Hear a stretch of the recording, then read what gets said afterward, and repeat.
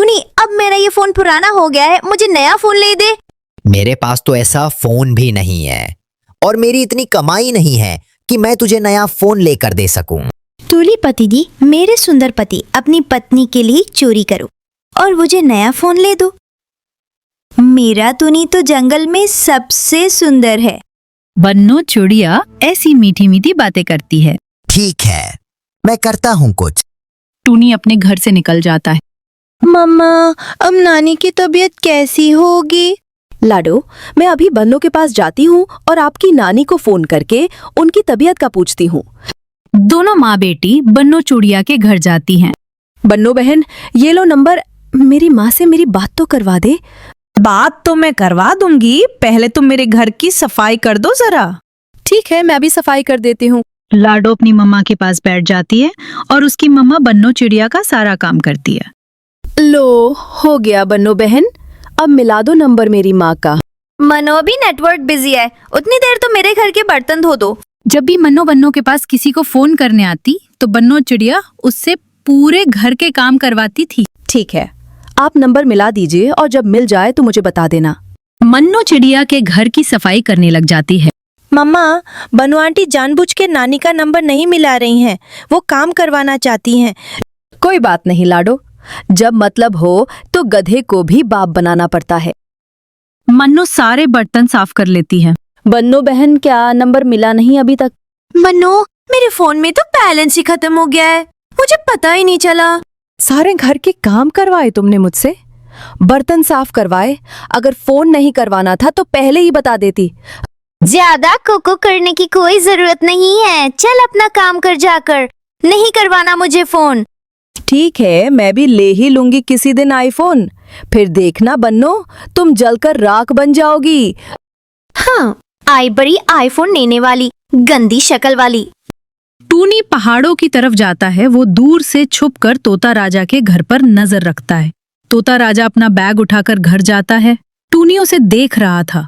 जैसे ही तोता अपने घर के अंदर जाता है, टूनी उड़कर उसकी खिड़की के पास आकर बैठ जाता है। 2 लाख, पूरे 2 लाख में बिकी है मेरी गाय। मैं इन पैसों से खेती बाड़ी करूंगा और खूब मुनाफा कमाऊंगा। हाँ, मुनाफा तो जरा मैं कमाऊंगा। तोता राजा रात को। टूनी ये सब देखने के बाद वहां से चला जाता है।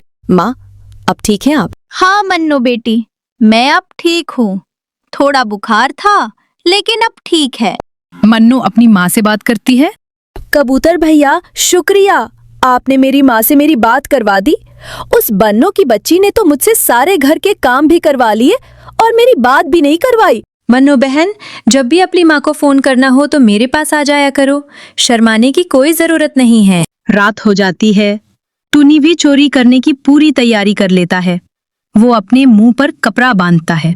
बन्नो, बन्नो, क्या मैं पहचानने तो नहीं आ रहा? ना, ऐसा लग रहा है जैसे कोई काले रंग का पक्षी हो। टूनी लाठी उठाता है और तोता राजा के घर की तरफ चला जाता है। टूनी इधर उधर देखकर धीरे से तोता राजा के घर में घुस जाता है। घर में जाते ही टूनी का पंख एक तरफ रखे हुए दिए से टकरा जाता है। दिया गिरता है और तोता राजा जाग जाता है। कौन हो तुम? टूनी भागने की कोशिश करता है, लेकिन वो पकड़ा जाता है। तोता राजा टूनी के मुंह से कपड़ा उतारता है। मैं पानी पीने आया था। अच्छा, पानी तो मैं पिलाऊंगा तुझे जरूर।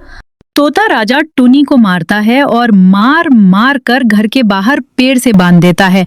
सुबह हो जाती है। मन्नू टूनी को तोता राजा के घर के बाहर पेड़ से बंधा हुआ देखकर वहां जाती है। टूनी, टूनी, क्या हुआ? तुम यहाँ इस हालत में? मैं बताता हूँ। ये टूनी आधी रात मेरे घर में चोरी करने आया था। मन्नू प्लीज मुझे बचा लो। मैं बन्नो चिड़िया की बातों में आकर यहाँ चोरी करने आ गया था। वो कई दिनों से मेरे पीछे पड़ी हुई है कि चोरी करके मैं उसे आईफोन लेकर दूं। मैं अभी जाकर बन्नो को बताती हूँ। और हाँ, उसे ये भी बताना कि शाम से पहले आकर इसे ले जाए, वरना मैं इसे पुलिस के हवाले कर दूंगा। मन्नो टूनी के घर जाती है। बन्नो, आईफोन लेना है ना तुझे? लूंगी, तू क्या चल रही है? तो फिर पहले टूनी को जाकर तोता राजा से बचा लो वो रात चोरी करते पकड़ा गया है। ऐसा ना हो कि तोता राजा टुनी को जेल भिजवा दे। ये सुनकर बन्नो चिड़िया रोने लग जाती है। हाय मैं मर गई, मेरा टुनी। बन्नू प्लीज मेरे साथ चलो वरना वो तोता मेरे टुनी को मार मार कर बंदर बना देगा। जो मारना था वो तो तोता राजा ने मार लिया है। उसे अब तुम जाओ और उसे बचाकर घर ले आओ। बन्नो चिड़िया तोता राजा के पास जाती है और जाकर तोता राजा की मिन्नतें करती है। अगर दोबारा मुझे तुम्हारा पति मेरे घर के पास भी नजर आया तो सीधा जेल भिजवा दूंगा मैं इसे। तोता जी, माँ कसम कभी नहीं। मैं भूल कर भी इस तरफ कभी नहीं आऊंगा। बस एक बार मुझे छोड़ दो। फिर तोता राजा टुनी को छोड़ देता है और टुनी और बन्नो चिड़िया वहां से जल्दी जल्दी भाग जाते हैं। ये सब तेरी वजह से हुआ है। टुनी अब मुझे बदनाम तो ना करो। पहले भी तुम कई चोरियां करते हो, अगर आज पकड़े गए हो तो मेरा नाम लगा रहे हो। दूसरे दिन मन्नो उड़ती हुई इंसानों की बस्ती की तरफ जा रही थी कि उसे कूड़े के ढेर पर कोई चमकती हुई चीज दिखाई देती है। मन्नो वहां जाती है। अरे ये तो आईफोन है। शीशा तो ठीक है, इसे मैं टिंकू फोन वाले के पास ले जाती हूँ। हो सकता है ये काम ठीक करता हो। फिर मन्नो वो पुराना आईफोन कूड़े के ढेर से उठाकर टिंकू फोन वाले के पास ले जाती है। ये तो बिल्कुल ठीक है, बस थोड़ी सफाई करने की जरूरत है। मैं अभी इसे ठीक कर देता हूँ। टिंकू आईफोन को अच्छी तरह साफ करके ठीक कर देता है और मन्नो खुशी खुशी वो आईफोन लेकर अपने घर चली जाती है। मन्नो की बेटी लाडो आईफोन देखकर बहुत खुश होती है। लाडो, आईफोन की खुशी में आज शाम मैं सारे पक्षियों की दावत करूंगी। हाँ मम्मा, मुझे बहुत अच्छा लगा हमारा आईफोन। शाम को मन्नो जंगल के सारे पक्षियों के लिए खिचड़ी बनाती है। मन्नो के घर के बाहर आग जल रही थी। हंडिया चूल्हे पर थी और सभी पक्षी जमा हो गए थे। मेरे दोस्तों, ये पार्टी मैंने आपको अपने आईफोन की खुशी में दी है। मन्नो के पास आईफोन देख के बन्नो चिड़िया का तो सर ही चकरा जाता है और वो चकरा के गिर जाती है। टूनी भैया, बन्नो को 2 घूंट पानी पिलाओ। ऐसा ना हो कि मेरा आईफोन देखकर बन्नो चिड़िया की जान ही चली जाए। बन्नो को देखकर दूसरे सभी पक्षी हंस रहे थे। प्यारे दोस्तों, इस कहानी को लाइक करें, अपने दोस्तों के साथ शेयर करें और चैनल को सब्सक्राइब करना बिल्कुल मत भूलना। आपका धन्यवाद।